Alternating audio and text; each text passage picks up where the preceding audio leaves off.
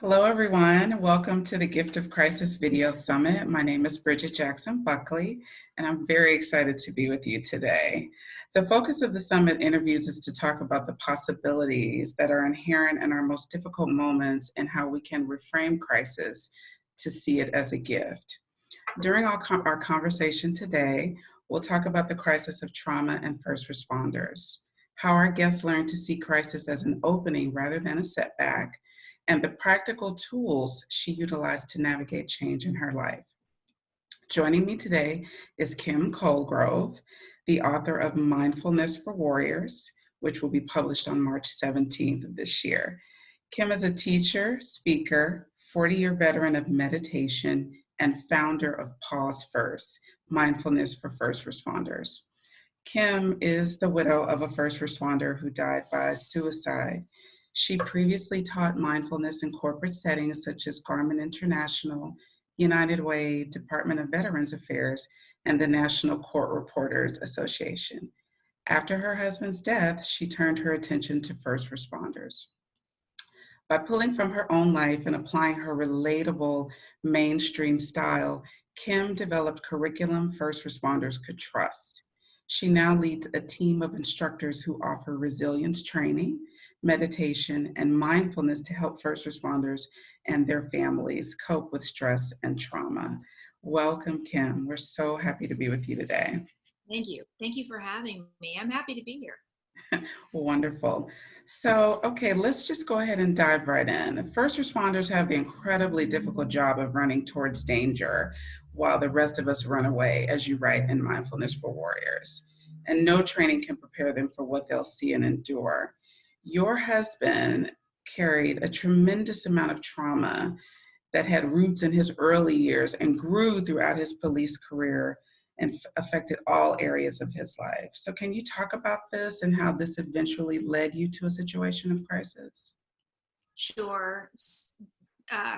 Everything you said is so true about first responders. And I don't think that society as a whole really understands what first responders see and what they hear, what they endure, what they take in and take on a regular basis. So I do talk a little bit in the book about a couple of really severe traumas that my husband experienced, one when he was 16 and one when he was 21. And he was a police officer for 8 years before he was a federal agent. And I think those 8 years in a patrol car did more damage than anything else in his life. But what I realized after he died was that he was carrying so much trauma that occurred even before he got into police work, and there was no context for healing. There was no context for him to process that trauma, because in first responder professions there's no context really for vulnerability, and in order to seek help and process trauma and stress, you have to have the ability to be vulnerable and say that you're not doing very well. So once I realized that that was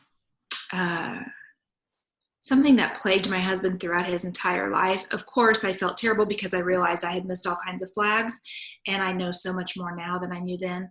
But we have got to provide coping mechanisms and skills for first responders, and we've got to change the stoicism and the stigma that's attached with mental and emotional problems in these professions, because the professions themselves create the mental and emotional problems.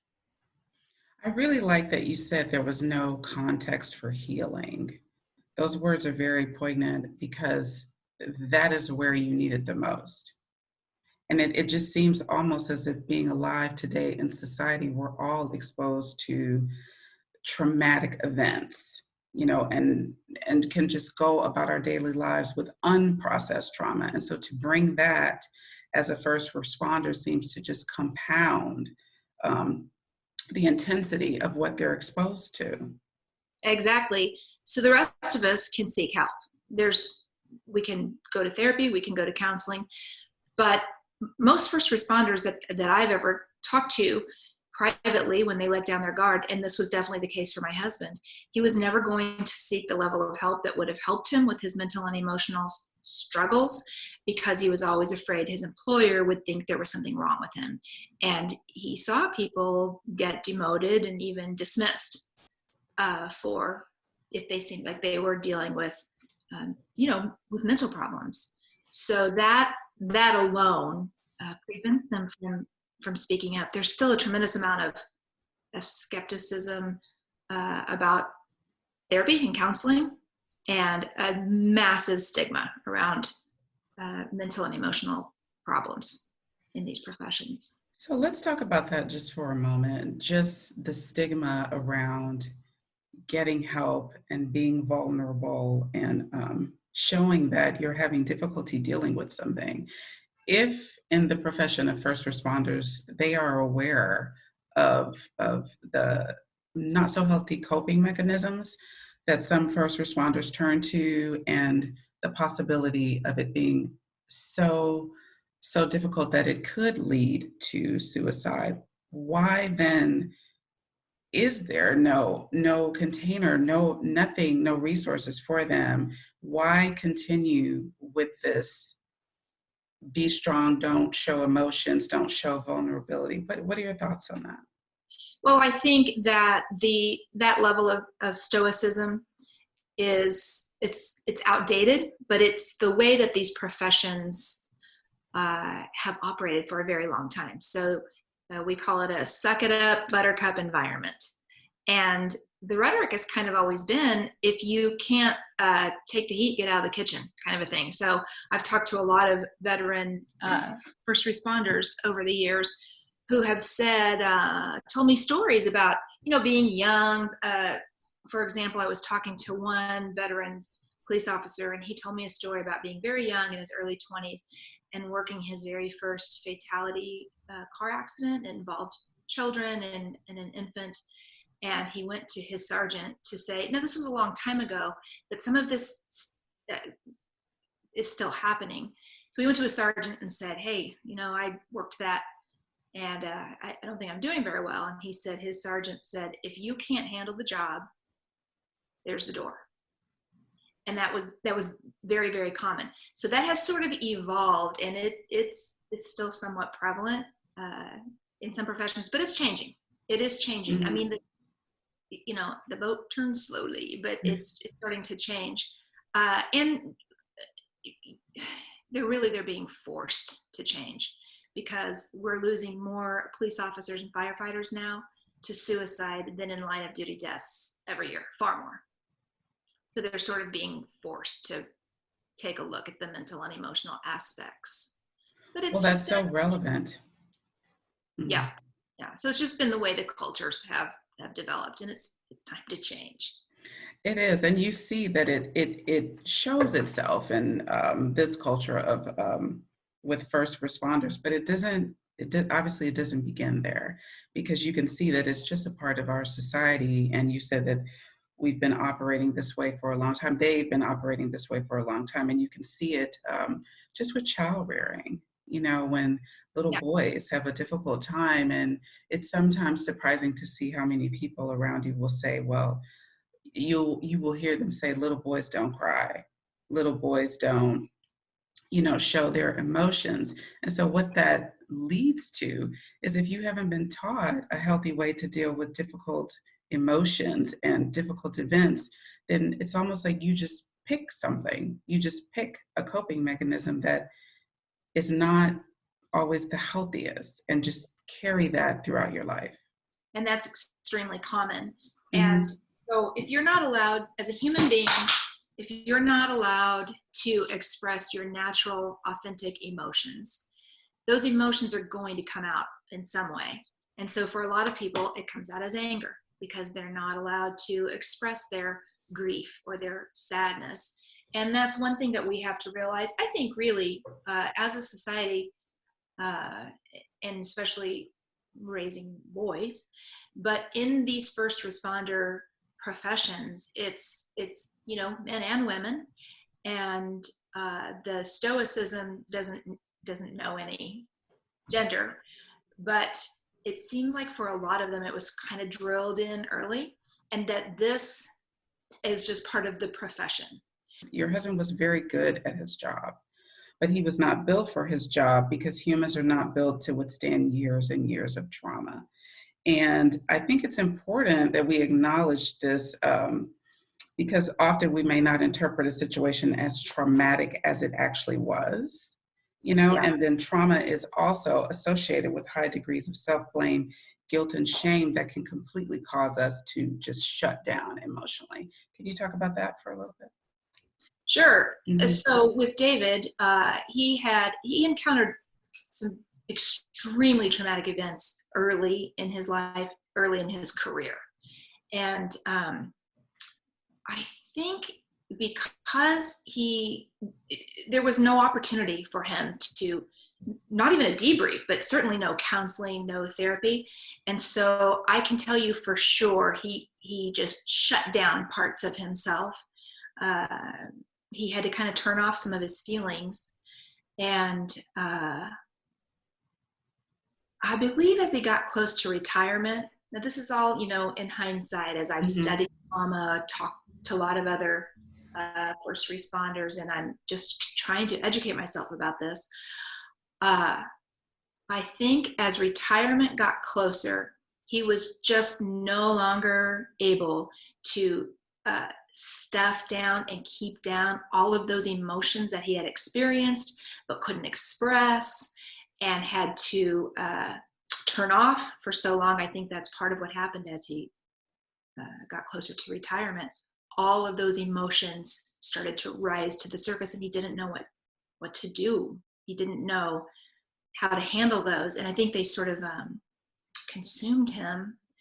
So I really believe, we can't turn back time, but I really believe had he been able to process some of that trauma and some of that pain as a 21-year-old police officer, as a 25-year-old police officer, and different times throughout life, had he been able to reach out to somebody and process that, I think he would have probably been a better cop. And he, by all accounts, he was a very good cop. I think he would have been a better investigator. I think he would have had better personal relationships. And I think he would have been, a happier, healthier individual, and he might still be here. Mm-hmm. But there was no context at all back then. But now that we know what we know, that can no longer be an excuse. It has to change.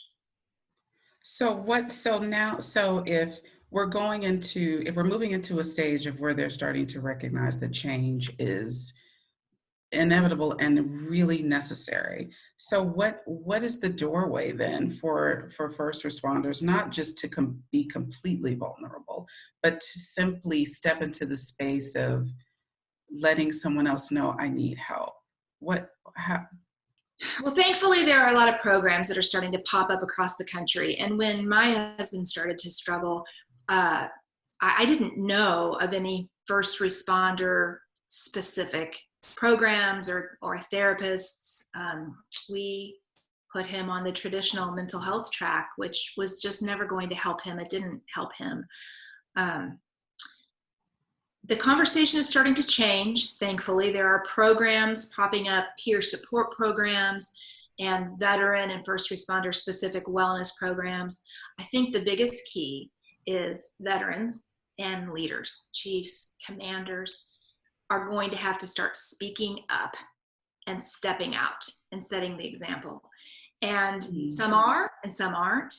And so the ones who aren't, the ones who won't, we kind of just have to wait for them to retire and get out of the way. So that progressive people can step into those leadership roles. But I have seen with my own eyes some veteran first responders, military veterans and veteran first responders, showing vulnerability, being brave enough to step into this arena and say, hey, I'm not doing very well. I've had therapy. Here's what I've done. And that's a big step in these professions, but it makes a huge difference because now the people they work with and work for start to realize, oh, well, if that individual can speak up, if that individual wasn't okay, now I can talk to somebody. Now it's okay for me to admit. It's happening very slowly, but it's happening. That is wonderful to hear. And in Mindfulness for Warriors, you do talk about meditation and, of course, mindfulness. So, did you come to the practice of meditation and mindfulness first, or was it something as a result of, well, how did you come to it? How did that come to be your practice to help you through this crisis? My story with meditation starts in 1976, believe it or not, when I was 10 years old. And my parents had me trained in transcendental meditation, which is a technique. It's a technique, it's still around. It's not what I practice anymore, and it's not what I teach. But at the age of 10, I learned that modality, and at home, we meditated twice a day, every day. My parents were meditators. So I'm 53 now. That's over 40 years of meditating. So I knew for myself how important these practices are, and I've used them my whole life. And then in January of 2011, I actually quit my job to teach meditation and mindfulness full time. So, I taught small classes, worked with private clients, and then I started to get corporate jobs. So I was teaching mindfulness in corporate settings when my husband passed away in 2014. Mhm. And several months after he died, I started to research stress, trauma, post-traumatic stress. I learned about secondary trauma and vicarious trauma, and I started to read and study and educate myself about that. And I realized how much first responders are impacted by trauma, and how very little support there is for them. So I just wanted to do something.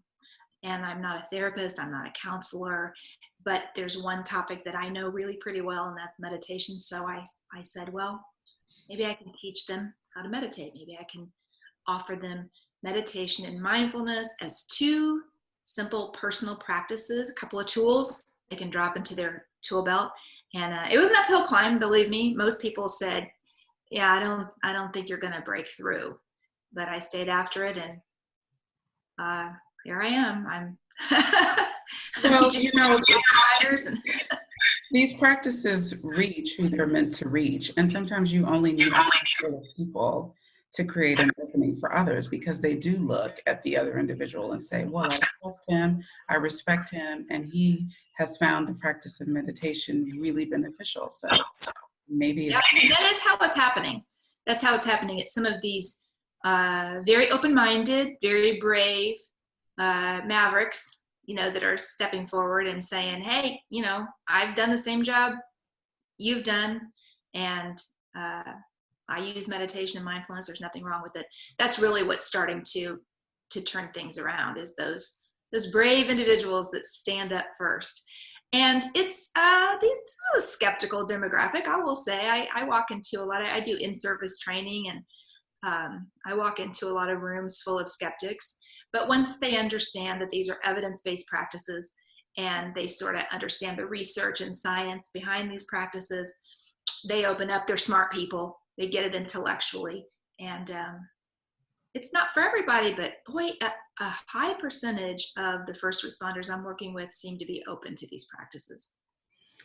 Yes, I mean, and it's a perfect response for this environment, because it has a profound effect on your central nervous system. You can feel it. Yeah, absolutely. So because I'm working with a fairly traumatized demographic, I have to be very careful about working with a trauma-sensitive approach. And so I am always reading books and listening to podcasts and taking classes and courses when I can about it to teach myself how to be a trauma-sensitive facilitator, because I don't want to go into these organizations and agencies and tell someone who is extremely traumatized and sort of barely keeping it hidden. I don't want them to feel like they're a failure if they can't meditate right out of the gates. Because while it can calm the central nervous system, there's all kinds of physical benefits. If somebody is very traumatized, sometimes we have to start there and kind of work back from that. So I'm encouraging Here's support meetings, therapy, counseling. There's many modalities that Yes. we're introducing into these this demographic, like EMDR and somatic therapy, and just we're trying to throw a lot of other tools out there. But aside from the ones who are, you know, really so traumatized that they really can't sit in meditation yet, not yet. For most people, I see that they are really starting to embrace this as a viable practice because of what you just said. We practice it in the class, and then if they go home and practice, they start to feel something right away, maybe for the first time ever. They're sitting still and just kind of decompressing and learning what it means to breathe and be fully present. So. Mm-hmm. Yes, and you're absolutely right. I like that point about it's one of several practices that you can utilize. Therapy, sitting quietly in meditation, being present, deep breathing to calm you. I mean, because meditation, I do meditate, and I write about the benefits of meditation in my book. But when you're dealing with a really difficult situation, the day-to-day, just living day-to-day is difficult.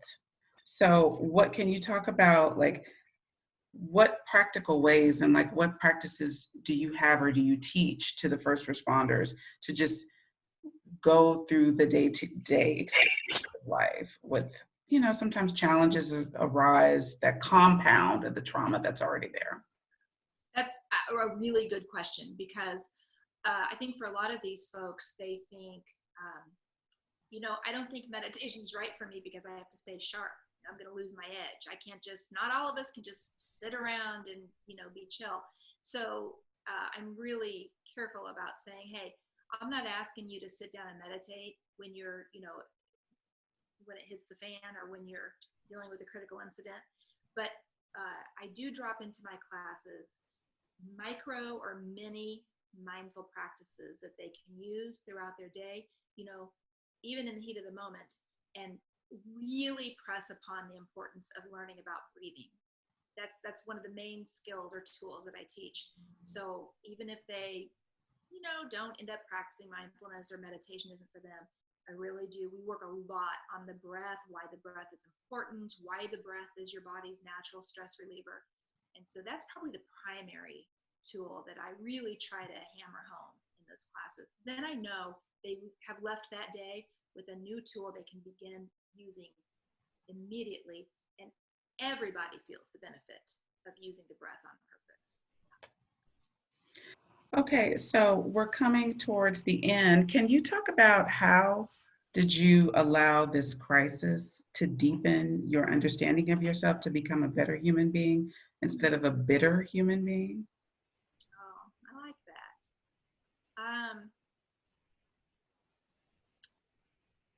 I think it started about 6 months after my husband passed. I'm not sure why it took this long, but I think that's when I kind of had started to get my legs under me a little bit, and I started to think about all of the people who were dispatched to that call in my neighborhood when my husband took his own life.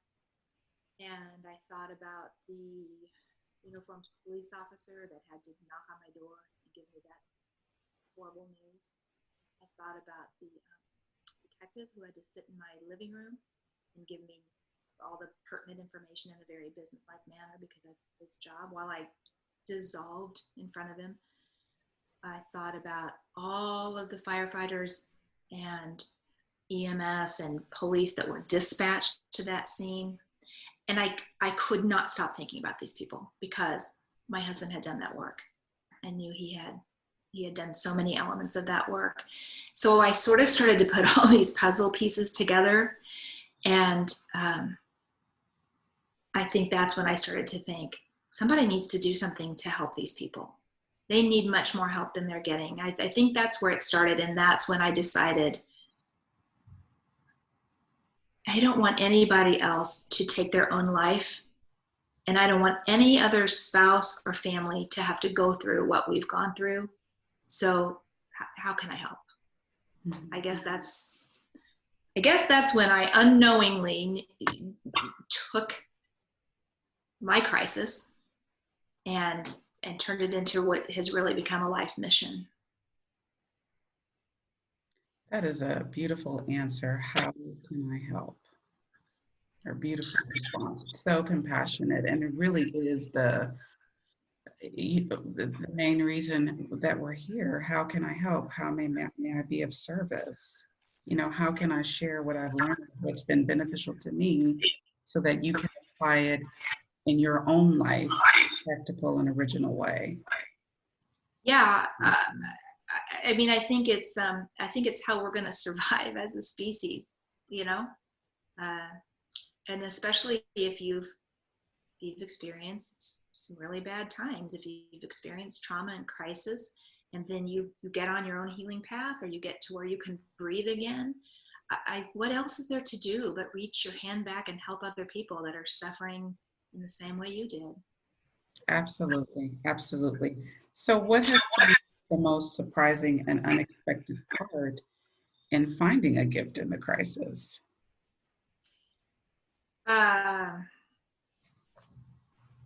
I think probably the open-minded, open-hearted, open-armed response that I'm getting from first responders and veterans, and how many people want to join the party here. I have a lot of people that are wanting to come on board and help with this mission, get involved. And I had a lot of naysayers when I first started off, and I knew it was going to be a rough road trying to figure out, I said, hey, I want to teach cops how to meditate. Everyone went, yeah, that's never going to happen. So I think that's the biggest surprise is these otherwise stoic, skeptical individuals that are just all over this, and not just meditation and mindfulness, but kind of this nationwide push to really help and heal our veterans and our first responders. I love it.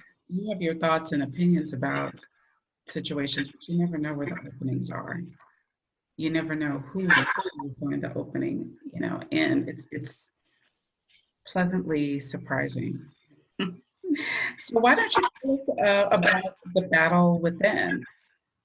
Yeah, I would love to. Yeah. So